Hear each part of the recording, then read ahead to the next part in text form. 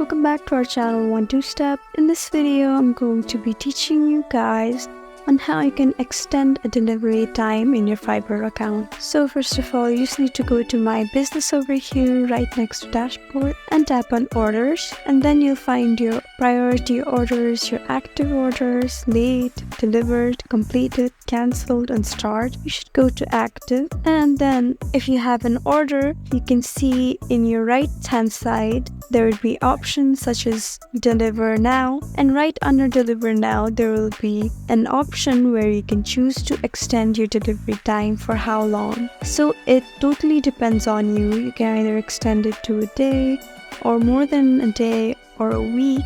But guys, do not extend your delivery time a lot because the buyers will not be satisfied with that and they would probably not be able to buy your products next time. So please be mindful of that. And guys, that's how you extend your delivery time in your Fiverr account.